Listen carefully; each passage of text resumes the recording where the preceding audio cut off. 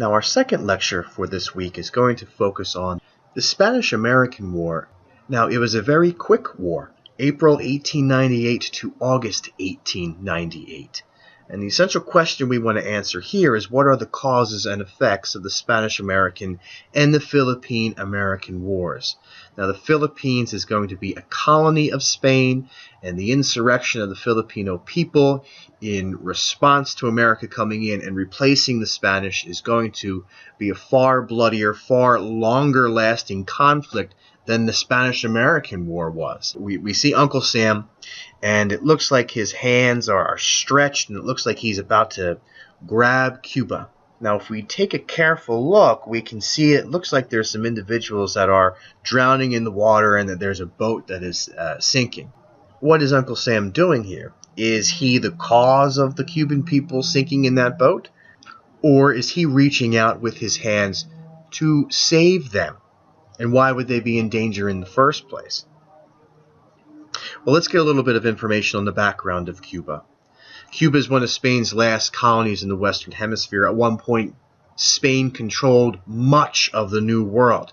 But by 1898, this empire had been receding in power for several centuries. It has a boy king on the throne, and Cubans want independence, and they begin to revolt against the Spanish regime, which is quite harsh.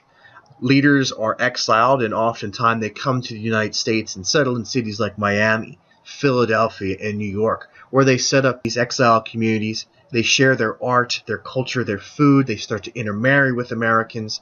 And because of this, America begins to become sympathetic to the cause of the Cuban people. The Spanish-American War of 1898 is going to be ignited by Spain's harsh treatment of the Cuban independence movement.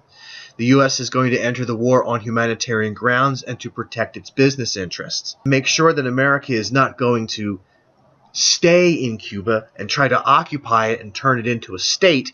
We have this amendment that's passed by the Senate called the Teller Amendment. It's going to bar the United States from annexing Cuba and force it to leave once the Spanish-American War was over. The Teller Amendment is designed to allay the fears of Americans who are anti-imperialist, and there were many of them. Humanitarian reasons why America decided to get involved in this war for Cuban independence. Well, these pictures speak 1,000 words. This is going to be General Weyler's Cuban policy in full effect. In order to deny population centers in Cuba from supporting the rebellion, he would take individuals in those villages, in those towns, and concentrate them in other places. It was called the reconcentrado policy. Basically, concentration camps. He's going to use these concentration camps to control the population. As a result, Americans are going to become increasingly sympathetic to the Cuban cause. This is the end result of General Weyler's reconcentrado policy. There's also going to be a concept known as yellow journalism. Joseph Pulitzer and William Randolph Hearst are going to be involved in a journalistic war, so to speak, to see who can get the most sensationalist and the latest news out of Cuba. To the point where William Randolph Hearst is saying, if you furnish the pictures, I'll furnish the war. And so there's this newspaper war that begins, pushing the American people to war. The second part is the Delome letter. Deputy Delome is a Spanish ambassador to the United States, and in a letter that's intercepted, he criticizes President McKinley as weak. This is considered an insult to national pride. President McKinley is the last president who fought in the Civil War. He was at the Battle of Antietam, the bloodiest battle of the Civil War. He realized what America was going to get involved in if it decided to get involved in a war, and he was trying to avoid a conflict. And Pulitzer and Hearst are going to use this Delome letter to full effect to help push America and McKinley into a war over Cuba with Spain. Now, the straw that breaks the camel's back eventually is the USS Maine. The USS Maine was in Havana Harbor, ostensibly there to protect Americans and their investments. On February 18, 1898, the battleship exploded and the ship was sunk.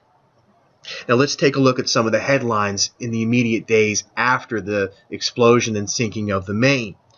From the New York Journal, destruction of the warship Maine was the work of an enemy. $50,000 reward for detection of the perpetrator of the Maine outrage.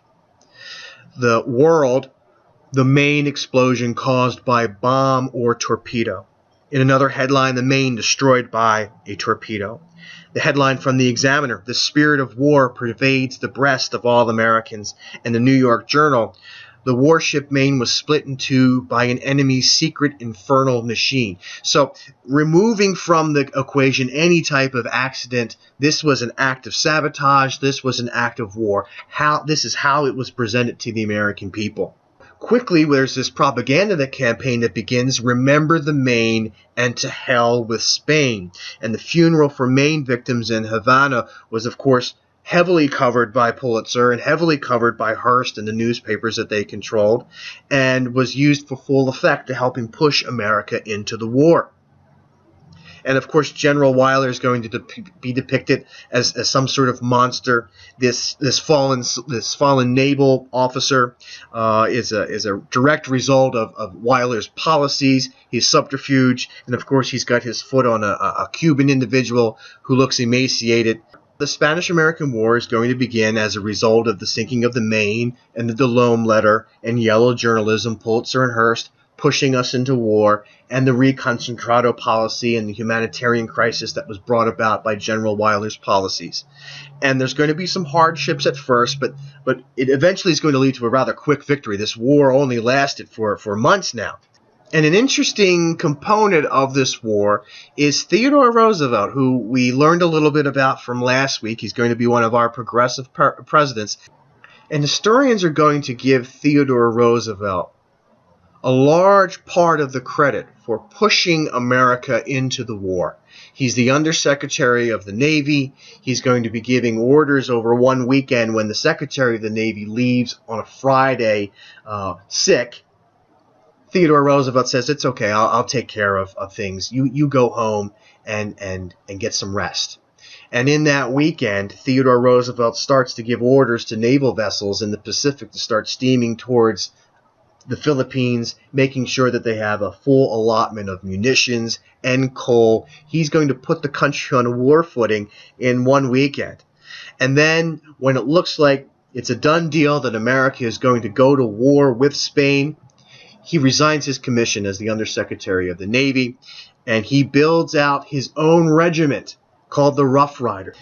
And the Rough Riders, they're going to be an interesting footnote in history. Theodore Roosevelt has rich friends from New York who have horses and perform in equestrian events and do gentlemanly hunting.